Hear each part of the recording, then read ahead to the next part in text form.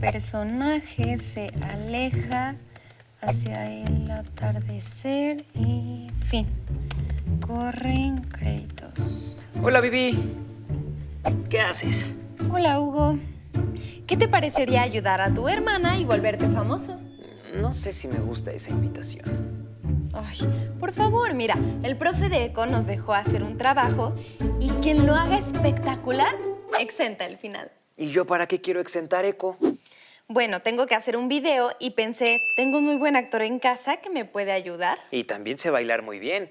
¿Qué tal si hacemos un challenge y lo subimos a TikTok? No, tengo una idea mejor. Hagamos un corto. Ya tengo el guión y toda la cosa. Me gustaría leer primero, a ver si me gusta el personaje. No quisiera comprometer mi carrera. Cálmate, Diego Luna. Veamos qué tanto te favorece el cuadro. Tal vez un poco de maquillaje y efectos especiales. ¿Qué tal si revisamos juntos estos libros para empaparnos un poco? ¡Wow! Eres buena investigando. ¡Qué buenos libros! Son tuyos, amigo. Ya sé.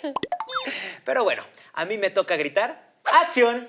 Eso estuvo un poco sobreactuado. ¿Me podrías dar otra intención?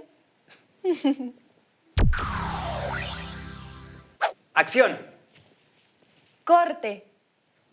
El autor de este libro dice que los códigos nos ayudan a reconocer lo que sucede a cuadro, como el vestuario, las locaciones, el lenguaje corporal de los actores o los diálogos.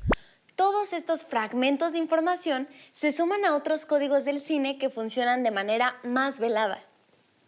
Tarkovsky fue un director ruso que propone que el cine es un arte que refleja la vida y los elementos que la rodean, con un lenguaje propio que nace de la observación inmediata de la vida, de hechos establecidos en un tiempo. Por un lado, reconocemos lo que está en pantalla. Un pueblo polvoso del viejo oeste. Dos vaqueros que se miran. Los mirones que guardan su distancia con cautela. Al percibir la imagen, el observador selecciona. Busca lo suyo. Sitúa la obra en el contexto de su experiencia personal y social. Por otro lado, hay otros códigos que percibimos de manera inconsciente y que nos dan información que nos sumerge aún más en lo que vemos. Las campanadas a lo lejos de una iglesia. Los mirones tensos. Las caras serias de los vaqueros. Las manos listas para desenfundar las pistolas. Los segundos antes de que alguno de los dos reaccione. Cada toma tiene un tiempo que constituye su sentido profundo y propio, y que hay que sacar de la materia, hacerlo surgir del mármol. Esculpir. ¿Cuándo dices que tienes que entregar el corto? Ya entiendo. El lenguaje cinematográfico nos envuelve para que nos involucremos con lo que sucede en pantalla. En las primeras películas, la cámara de cine se colocaba en un lugar y no se movía de ahí. Filmaba a los actores que entraban y salían de escena haciendo lo suyo. En la película, El nacimiento de una nación, del director D.W. Griffith, decidió que la cámara no se mantuviera estática. Siguió la acción de la historia con tomas que revelan las distintas reacciones de los personajes o los detalles clave necesarios para entender mejor la acción. Digamos que el director usa la cámara para narrar lo que está en el papel. ¡Exacto! Y para ello tiene que conocer bien con qué elementos cuenta. Ojo, y no solo se trata de lo que aparece a cuadro. También están el sonido y la edición. ¿Qué te parece si empezamos por lo que aparece en el cuadro? Acuérdate que yo soy la directora, ¿eh? Tenemos el cuadro y la imagen. Todo lo que sucede tiene un significado, desde el vestuario y el ambiente, hasta el punto de vista desde donde observamos la acción y la relación entre los elementos a cuadro. Este delimita lo que vamos a ver, muchas veces generando la sensación de que existe algo más afuera del cuadro. Un recurso muy utilizado en películas de terror. El encuadre delimita la acción, pero también se puede enfatizar con movimiento de cámara o con los planos. O puesta en escena, como también se le conoce en teatro. Empecemos por los planos. El gran plano general describe y establece geográfica o espacialmente a la historia. Es un plano que se utiliza mucho en las películas de ciencia ficción o los westerns. El plano general continúa siendo una toma abierta que incluye una parte del escenario, pero está presente el personaje. Este pueblo no es lo suficientemente grande para los dos. Es el plano conocido como plano americano, popularizado por el género western. O película de vaqueros. Sí, aquí la cámara se acerca al sujeto cortándolo a partir de las rodillas.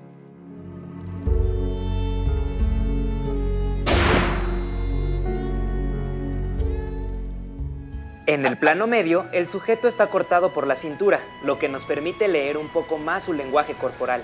Puede ser un plano medio largo.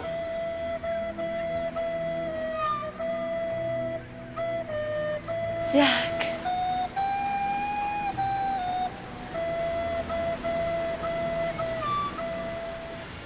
O un plano medio corto, en el cual nos cerramos más sobre el sujeto, a veces hasta el pecho.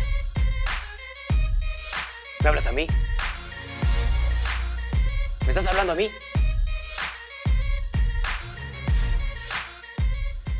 En este plano, el rostro humano es primordial. Con el primer plano se captan las expresiones faciales a detalle. Nos metemos de lleno en los sentimientos del personaje. ¡Josh! ¡Josh! ¡Josh! Por último, tenemos el plano detalle, que nos sirve para captar algo muy específico del sujeto. ¡Josh! ¡Josh! Antes de pasar a los otros dos puntos del lenguaje cinematográfico, faltaría agregar dos elementos más que suman a la acción que sucede a cuadro: el movimiento y el punto de vista, que según... ¡Ay! ¡Hugo! Así como en un cuento o una novela hay una voz que narra, en el lenguaje cinematográfico hay un punto de vista que narra la historia. A veces puede aparentar ser el de un personaje. Otras veces, el punto de vista busca enfatizar algo especial en la historia. El movimiento está relacionado al desplazamiento físico de la cámara. Lo ideal es que la cámara esté en un tripié para poder controlar los movimientos. A veces un selfie stick puede hacer el trabajo. Los movimientos pueden ser de rotación, de arriba hacia abajo y viceversa, o de un lado al otro.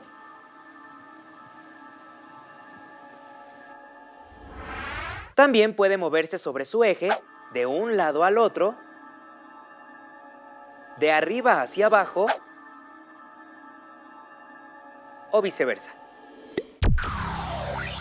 Desde su aparición en el cine en 1927 en la película El cantante de jazz, el sonido ha jugado un papel fundamental en el lenguaje cinematográfico.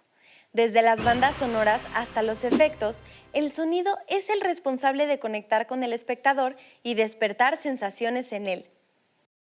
Al sonido que está presente en una escena, interactúa con los personajes y forma parte de la historia, se le conoce como diegético.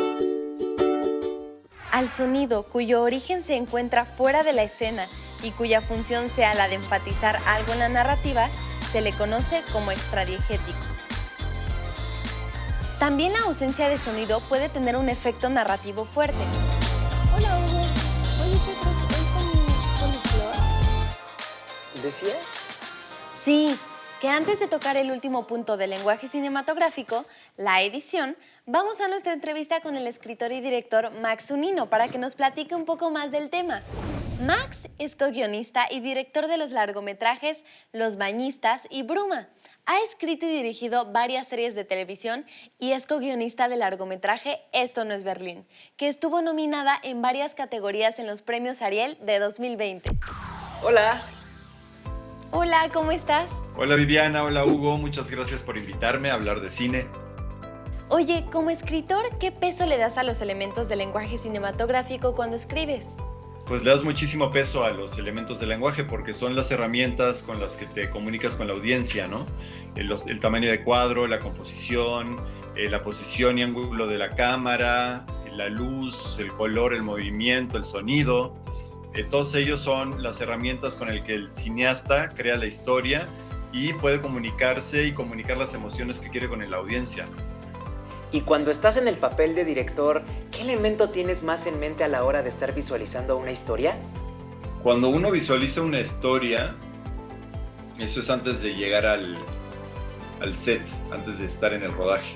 Generalmente es en la etapa de escritura, si es que tú eres quien escribe el guión, y si no, es en la etapa de preparación, incluso antes de la preproducción. Ahí se piensa en varios elementos. Ya empiezas a construir desde ese punto el lenguaje con el que te vas a comunicar y con el que vas a hacer más efectivo lo que tú quieres transmitirle al público. Entonces, piensas en temas de cámara, de composición, de en qué cuadro vas a decir tal o cual parte del guión, en qué tamaño de cuadro. Piensas en qué música puede acompañar un momento, en cómo puede apoyar el sonido directo o el diseño sonoro o la propia música en subrayar alguna emoción o alguna atmósfera que te interesa hacerlo para apuntarle eso a la audiencia, ¿no? ¿Cuál es tu proceso para pensar en el sonido que incluirás en tus historias? ¿En qué momento lo incluyes en tu proceso creativo? En un inicio lo piensas como lo preconcibes, desde el momento que lees el guión, pensando justamente cómo puede ayudarte puede aportar ese sonido a generar una emoción o a exaltarla, ¿no? Después, en el momento del rodaje, el sonido es el sonido directo, el que se está grabando, que es el que viene de los actores y el que viene de la escena y la acción que está sucediendo enfrente de uno en tiempo real, ¿no? Y eso es importante tenerlo limpio para después poderlo manipular y hacer con ello lo que se quiera. Y la última etapa es en la postproducción, donde ya está generalmente la película editada para el momento que se hace el diseño sonoro, y ahí ves de un modo también plástico o artístico o dramático cómo va a jugar este diseño sonoro o esta música, cómo va a jugar en la construcción dramática de la película. ¿Qué opinas de la accesibilidad y facilidad de uso de la tecnología para la creación audiovisual? ¿Crees que es un factor que juegue en la narración? El uso de la tecnología ha venido a, de algún modo, democratizar el cine y lo audiovisual. Hoy casi cualquiera de nosotros puede tomar su teléfono y salir a grabar y familiarizarse con el lenguaje cinematográfico y ahí empezar a hacer sus primeros trabajos cortos o incluso películas. Entonces creo que es muy bueno el que la tecnología hoy esté al alcance de todos, porque a todos nos permite, si es que tenemos las ganas y el interés, poder acercarnos a esta técnica o este modo de arte que es el cine, ¿no? Ahora sí, la tecnología también juega en la narración, porque al hacerse cámaras más pequeñas, más ligeras, luces más prácticas, hoy se utiliza mucho el LED también en los sets, y antes las cámaras hace muchos años eran unas cosas gigantescas que pesaban decenas de kilos. Las luces eran unas cosas gigantescas también, entonces todo era muy aparatoso y lo volvía torpe de algún modo. Para sacar un movimiento fino habría que ensayar mucho y tener mucha gente, muchos hombres trabajando detrás y moviendo cada uno una pequeña parte del proceso para que eso funcionara bien. Hoy, con toda la tecnología que tenemos, es muy sencillo o mucho más sencillo hacer lo que uno está imaginando. Uno puede hoy filmar prácticamente cualquier movimiento de cámara y cualquier tipo de iluminación que se esté imaginando. ¿Qué le sugerirías a las y los estudiantes de educación media superior que tienen el interés en la creación audiovisual? ¿Qué opciones tienen quienes no tienen acceso a la tecnología? Pues yo lo que les sugeriría a los jóvenes que les interesa el cine es que, y mi recomendación es que se pongan manos a la obra. Se puede aprender mucho teóricamente en internet, tomando clases, leyendo libros, tomando cursos o incluso haciendo licenciaturas de esto, pero donde uno realmente termina por aprender es haciendo. Entonces, uno puede agarrar su teléfono, salir a la calle y con sus amigos o lo que sea, armarse una historia y empezarla a grabar y ver cómo funciona y ver cuál es el resultado. Y de ahí ir perfeccionando una y otra vez hasta que te vas acercando y familiarizando con el lenguaje cinematográfico. Y los que no tienen acceso a la tecnología, pues el cine se compone de muchas partes, ¿no? No solamente es ir al set y hacer películas. Hay una parte que es del cine que es la más importante, que es la semilla de todo, que es qué historia estoy contando. Y eso se necesita solamente un pedazo de papel, una pluma o un lápiz para escribir esta historia. Y eso es hacer cine también, ¿no? Entonces el cine empieza desde ahí y termina después viéndolo uno en la sala de su casa o en una sala de cine, ¿no? Pero hay muchos modos de acercarse a él.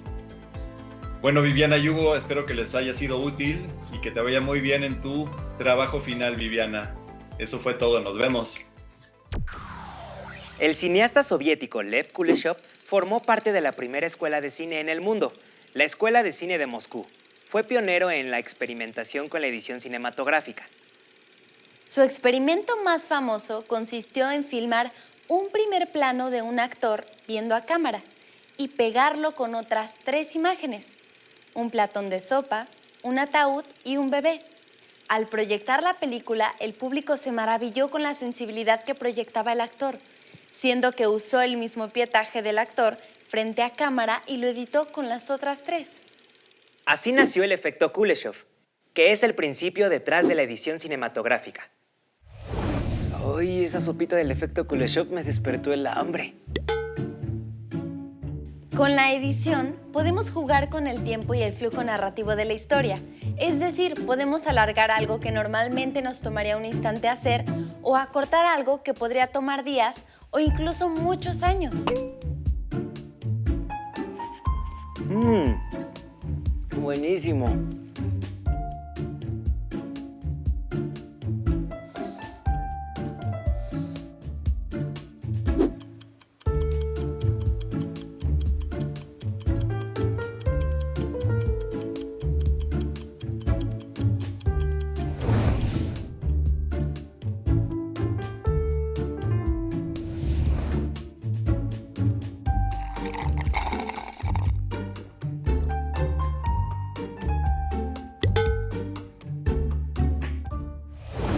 A pesar de que en aquella película de 50 segundos de los hermanos Lumière, el corto La llegada del tren a la estación de Sciota, no había ni sonido ni edición, sí estaba la decisión consciente del director de lo que iba a aparecer a cuadro y cómo quería que se viera.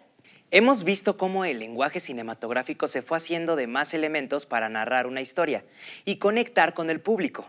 Por más efectos especiales y mercadotecnia, seguimos dejándonos seducir por una historia que se desenvuelve frente a nuestros ojos con imágenes y sonido.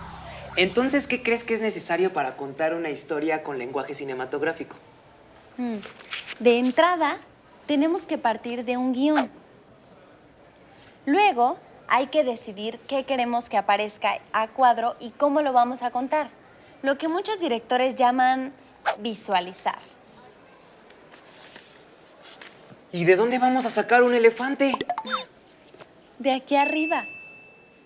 El corto experimental La Jetée o La Terminal de 1963 del director francés Chris Marker se ubica después de la Tercera Guerra Mundial. El personaje principal da saltos en el tiempo desde el futuro desolador, comandado por un grupo de científicos y movido por una imagen que le viene a la mente de manera recurrente. Esta historia de ciencia ficción que se escucha de alto presupuesto está contada por la voz de un narrador mientras pasan fotografías en blanco y negro que construyen la historia de manera sugerente. En 2015, la película Tangerine, del director Shane Baker, fue estrenada en el Festival de Cine Independiente de Sundance, recibiendo críticas muy positivas y tomando al mundo de la producción audiovisual por sorpresa. Filmada en 3 semanas en el centro de Los Ángeles y usando actores y actrices sin una formación dramática. La película causó revuelo por haber sido filmada con un smartphone. 2 años después se estrenará en el Festival de Cine de Morelia la película Oso Polar, del director mexicano Marcelo Tovar, filmada también con un smartphone. La película acompaña a 3 amigos de la infancia que se reencuentran de camino a una reunión de la primaria. Como vimos, para contar una historia no es necesario tener equipo costoso ni un presupuesto elevado. Vamos, ni actores reconocidos. Ah, ¿qué pasó? Lo único que necesitas es imaginación para encontrar una solución que conecte con los espectadores. Puedes empezar con visualizar tu historia. Para ello, lo único que necesitas son hojas de papel y lápices para hacer un storyboard o tu guión gráfico. ¿Y si no sé dibujar? No se trata de saber dibujar, sino de plasmar cómo te imaginas que se pueda ver tu historia a cuadro. Puedes hacer dibujos de palitos y bolitas. Lo importante es que tú entiendas qué quieres.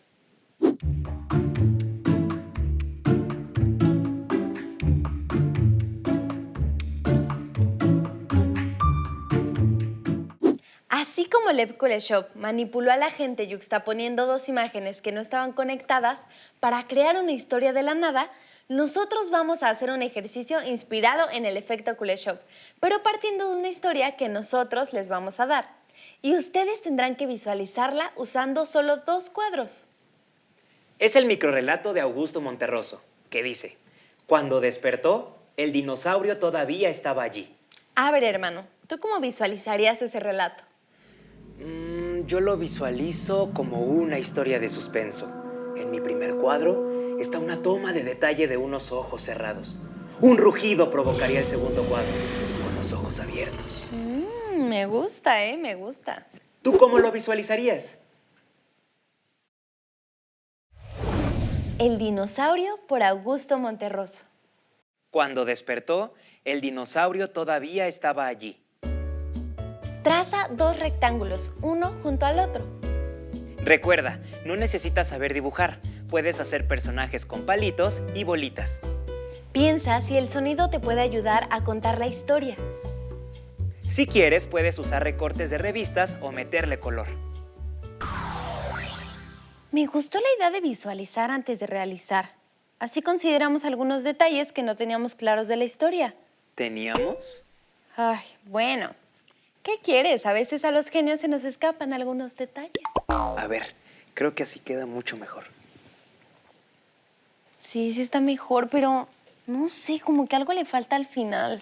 No quería hacer esto, pero tendremos que sacar la artillería pesada.